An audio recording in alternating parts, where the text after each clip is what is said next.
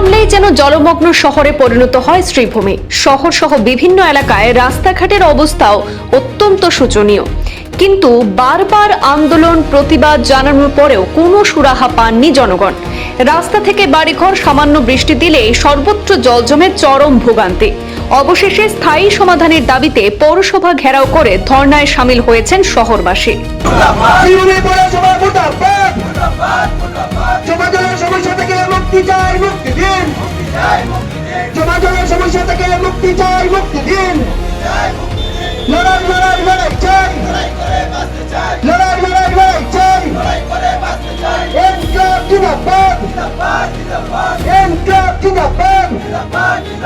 हम हमारा हक मांगते, हम हमारा हक मांगते।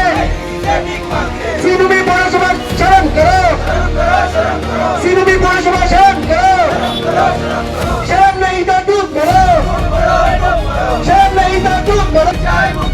इनकलाब जिंदाबाद, इनकलाब जिंदाबाद, लड़ाई लड़ाई लड़ाई चार, लड़ाई लड़ाई पौरसभा मुर्दाबाद, श्रीभूमि पौरसभा मुर्दाबाद। দীর্ঘদিনের জলজট সমস্যার স্থায়ী সমাধানের দাবিতে আজ সোমবার শ্রীভূমি পৌরসভার সামনে বিক্ষোভ এবং ধর্ণা কর্মসূচিতে অংশ নেন শহরের বিভিন্ন এলাকার বাসিন্দারা। প্রবল বর্ষণের সময় শহরের একাধিক ওয়ার্ডে হাঁটু সমান জল জমে পড়ায় চরম দুর্ভোগের শিকার হয়েছেন সাধারণ মানুষজন। তাছাড়াও বিভিন্ন ঘরবাড়িতে জল ঢুকেও ভোগান্তির শিকার হয়েছেন শহরবাসী। এইসব সমস্যা থেকে স্থায়ী সমাধানের দাবিতে আজ ধর্নায় অংশগ্রহণ করেন শহরবাসী।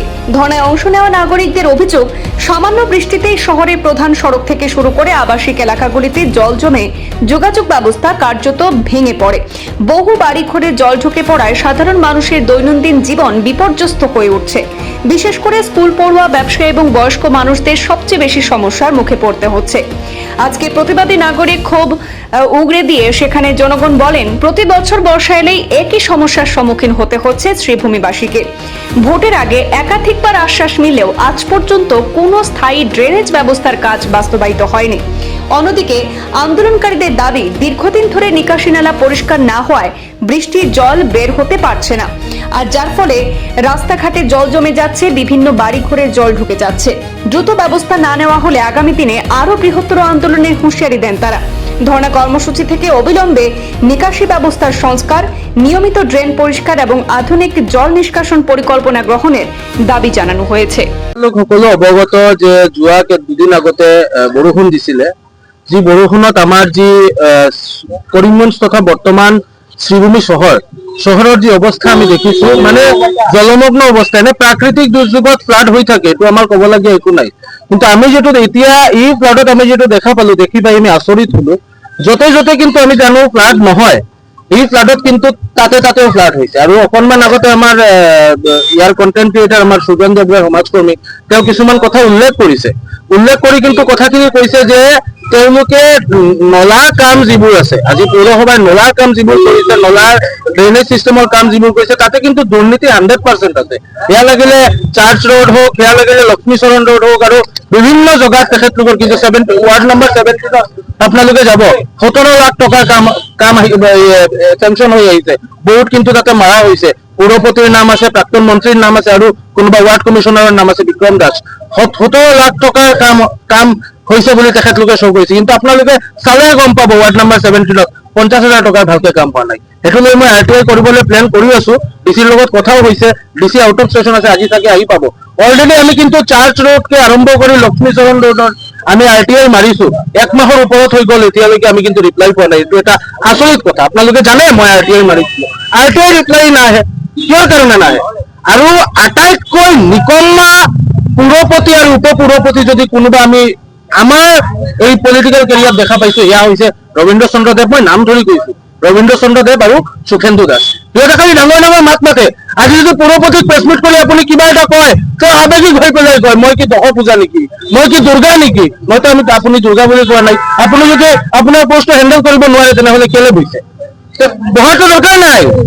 আমাৰ যদি আপুনি পৰীক্ষা দিব নোৱাৰে, why are you occupying the chair of municipality chairman? আপুনি প্ৰথম নাগৰিক হয়, আপোনাক কিবা কোনোবাই তুলনা মন্তব্য কৰিলে তেতিয়া তাৰ এগেইনষ্টত এৰেষ্ট ৱাৰেণ্ট লাগু হৈ যায়। আমি কিবা প্ৰটেষ্ট কৰিবলৈ গ'লে, অফিচত তলা মাৰিলে অরেস্ট করেন না কইছে, আমি তো আমার কারণে মারা নাই। NHIDCL এর কথা হোক, মিউনিসিপালিটির প্রটেস্ট হোক, আমার কারণে পুলিশ আই গৈছে, পুলিশ রেডি, আমাকে সুধি আছে পারমিশন আছে না নাই। আরে ভাই, মানুহ মৰি আছে, তাতে আমি পারমিশন ল'ব যাম নেকি?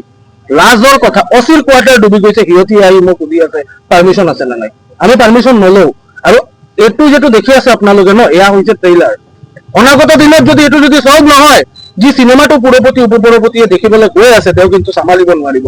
আৰু তাতে যদি ল এণ্ড অৰ্ডাৰ চিচুৱেশ্যন কিবা ঘটে, এক্সিকিউটিভ অফিচার দায়ী থাকিব আৰু গোটেই পৌৰসভা কর্তৃপক্ষ দায়ী থাকিব। ধন্যবাদ।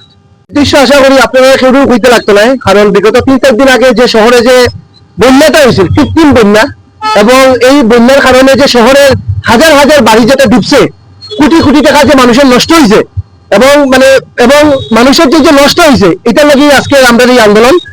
এবং আপনারা সবাই জানা আছে যে করিমগঞ্জের যখন কংগ্রেসী পৌরসভা আছিল, তখন যে মাস্টার ডিম বানাইয়া শহরটা ডুবানির যেটা শুরু করছিল, সেই কংগ্রেসী বোর্ডে শুরু করার পরে শহরের মানুষে মানে আশার আলো দেখে বিজেপিতে ভোট দিয়া এই বিজেপি বোর্ড বানাইছিল। এবং গত 5 বছরে এই বিজেপি বোর্ডের একটাই উদ্দেশ্য আছিল, শহরের মানুষের জলের মধ্যে চুবানি। কারণ একটাই, মানে এখন পর্যন্ত আপনারা তো কিতাব দেখলাম, করতে গিয়া মানে ঘুম থেকে উঠিয়া তো যখন পা দিলা, এটা তো শুকনোর মধ্যে দিলা না, জলের মধ্যে দিলা। বিশ্বাস করেন, আমার কথাটা মনে রাখবা, আগামী 6 মাস বা 1 বছর এই বোর্ড যদি না থাকে, নেক্সট যখন ঘুম থেকে উঠিয়া জল ভাড়া মারবা, ইনভার্টারের কানেকশন হইয়া আপনারা কিন্তু মারা যাইবা, করে 10 মানুষ মারা যাবো, করে বাচ্চারা মারা যাইব। ওদিকে আমরা একটাই দাবি যে এই মিউনিসিপালিটি পৌরসভাতে ডিজলভ করা হোক, এবং প্রশাসনে এই মিউনিসিপালিটির দায়িত্ব লইয়া থ্রু এক্সিকিউটিভ অফিসার এই মিউনিসিপালিটি যাতে চালানি হয়। কারণ এই মিউনিসিপালিটি এখন যেটা করেন না, এটা মানে আস্তে শহর দে আরো 50 বছর পিছনে রয়ে গিয়া, হইতে পারে 1 বছর পরে আবার মিউনিসিপালিটি নির্বাচন হইব, কিন্তু এরপরে যারা আইব না, এরা কিন্তু এই শহরকে জল থেকে মুক্তি দিতে পারতো না। কারণ যখন নালা বানানি সুজা, কিন্তু সেই নালা ভাঙিয়ে আবার নতুন করে প্ল্যানিং করা কিন্তু বহুত বেশি কঠিন। ওকে, আজকে শহরের মধ্যে যতগুলো নালা বানানো হয়েছে, আপনি চিন্তা করেন, আপনারাও দেখছেন লক্ষ্মীচরণ রোডে একটা নালা বানাইছে, বড় নালা ছোট বানাইছে। আপনারা একটা লজিক করেন না, কোন জায়গায় বড় নালা ছোট বানানোর পরে জল যায়, কোন দেশের লজিক এখানে আছে? আপনি যখন 4 চুটো, সেখানে নালার কোনো দরকার নাই, এখানে আপনার কোনো কিছু চিন্তা নেই যে 4 চুটো জল উঠবে। এখানে তারা যেখানে দরকার আছে না 10 লক্ষ টাকা দিয়ে, এখানে তারা নালা বানাইছে। যেখানে নালা বানানোর দরকার আছে, এখানে তারা নালা বানাইছে না। যে জায়গায় তারা নালা বানাইছে বত্রিশ স্কুলের সামনে 70 লাখ টাকা দিয়ে নালা বানাইছে, এক্সিস্টিং নালা থেকে নতুন নালা হয়েছে 1.5 কোটি উপরে। এখন আপনারা বললেন নিশ্চয় জল উপরে কেমনে যাইব? 27 জন ওয়ার্ড কমিশনার বাড়িতে গিয়ে এই জায়গায় জল যাইব না। আপনারা যখন এসপি অফিসের সামনে দোকানগুলো জলে ডুবে গেছে, নকশাটির উল্টা দিয়ে মানুষের ঘরের ভিতরে 1.5 ফুট জলকে চিন্তা করে রাস্তার মধ্যে কত আছে। তো কোথাও হচ্ছে এই পৌরসভায় আমরা কোথাও নাকি ভোট দিয়ে পৌরসভায় আমরা জিতাইছি।